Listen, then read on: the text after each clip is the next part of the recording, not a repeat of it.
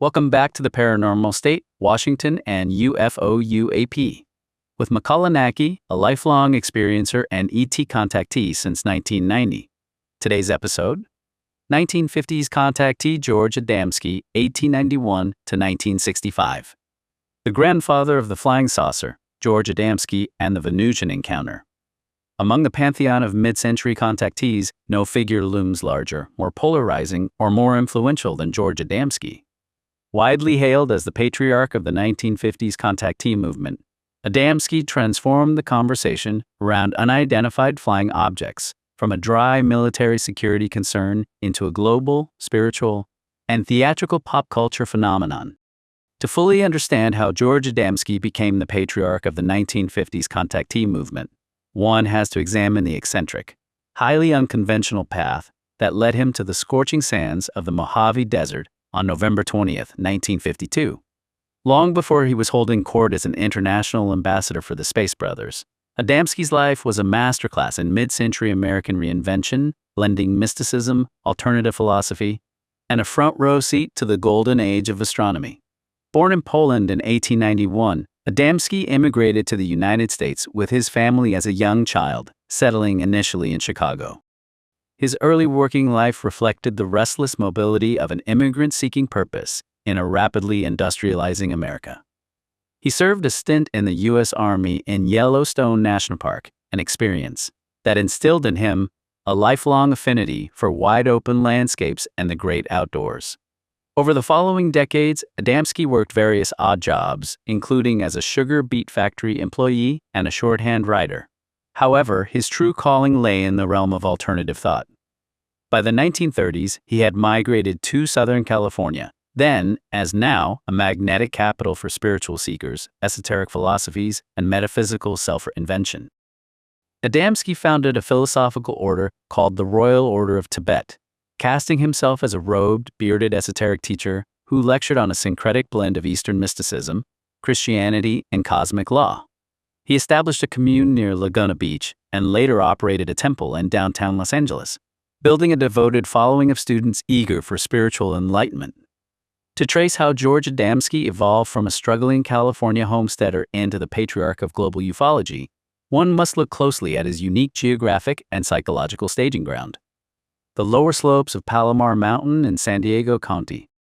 By the early 1950s, Palomar Mountain was a household name in scientific and technological circles.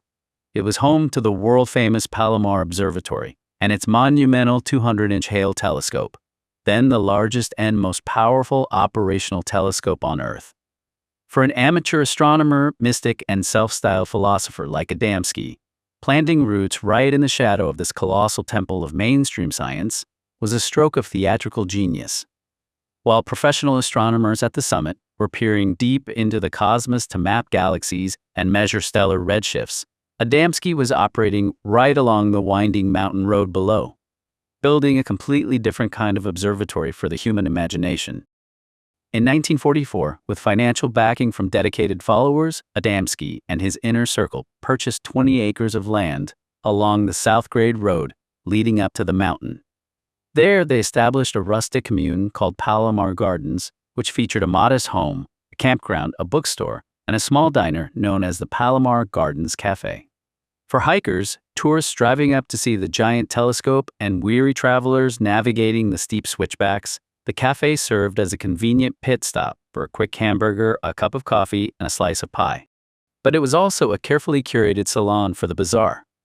Adamski, who frequently adopted the honorific title Professor, would regularly hold court in a booth at the diner, sporting a neat mustache, a gentle demeanor, and an air of quiet authority. Adamski set up a wooden observatory, housing a 6-inch telescope on the property. Because of his proximity to the official observatory up the mountain, visitors often came away with the impression that Adamski was a high-level scientific consultant or affiliate of Palomar Observatory. Adamski almost never actively corrected this misconception, allowing tourists to naturally assume that the man flipping burgers by day was an elite astrophysicist by night. The daily routine at Palomar Gardens represented a masterclass in cultural alchemy. By day, George Adamski stood behind a counter flipping burgers, pouring coffee, and serving pie to tourists navigating the steep switchbacks of San Diego County. By night, he stepped outside, adjusted his 6-inch telescope, and unlocked what he believed was a hidden visual dialogue with the heavens. This unusual rhythm, flipping burgers by day and photographing spaceships by night, created a brilliant, highly receptive psychological crucible that forever changed the landscape of modern folklore. For travelers stopping at the Palomar Gardens Cafe, the experience was entirely unlike any ordinary roadside pit stop. Customers weren't just met with a friendly smile and a warm meal. They were pulled into an immersive intellectual salon. Adamski, projecting the calm, dignified aura of a self-appointed professor, would hold court late into the evening.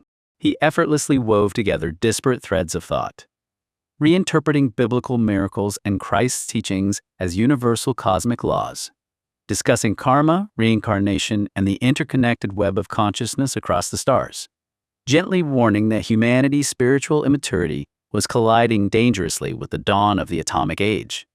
To a post-World War II public grappling with the terrifying uncertainty of the Cold War and the shadow of the bomb, Adamski's diner offered a compelling psychological refuge.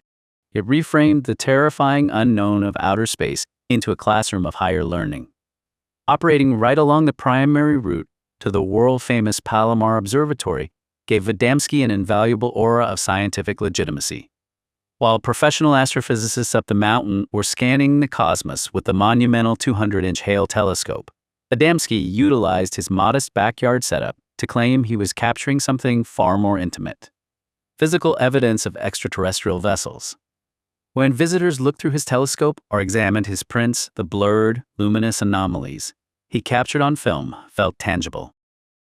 By the late 1940s, his famous photographs of sleek, cigar-shaped motherships gliding across the cratered face of the moon had turned the unassuming cafe into a bustling clearinghouse for alternative cosmic truth. Pilgrims, seekers, and curious skeptics alike flocked to the base of Palomar Mountain not for a burger, but for a glimpse of the infinite. When the modern UFO wave exploded across the American consciousness in the early 1950s, catalyzed by Kenneth Arnold's sighting and the Washington, D.C. flap, George Adamski was not a random bystander swept up in the cultural current. He was the chief architect. He had spent years preparing his mind, his disciples, and his roadside platform for the moment the cosmos would finally make contact.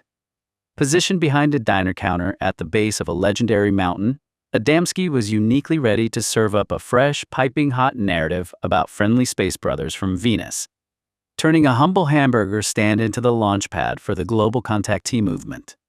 The stage was officially set in the autumn of 1952, a time when the American public was already on edge due to a massive wave of flying saucer sightings across the country, culminating in the famous July 1952 Washington, D.C. UFO flap. Convinced that a major cosmic event was imminent, Adamski organized a field trip into the Mojave Desert. On November 20, 1952, accompanied by a small, tight-knit group of 6 adult witnesses, including prominent local figures like Dr. George Williamson, a young student of archaeology and metaphysics, and Alice Wells, Adamski drove out along Route 66 toward Desert Center, California. They parked their vehicles near the foot of Doña Ana Mesa and scanned the empty, sun-baked horizon. They didn't have to wait long. According to their accounts, a large, translucent, cigar-shaped mothership silently glided across the sky, deploying a smaller scout craft that landed a short distance away in a canyon wash. While his companions watched through binoculars from a ridge, later signing formal, sworn legal affidavits, swearing to the absolute truth of what they saw, Adamski walked down alone to meet the landed craft and its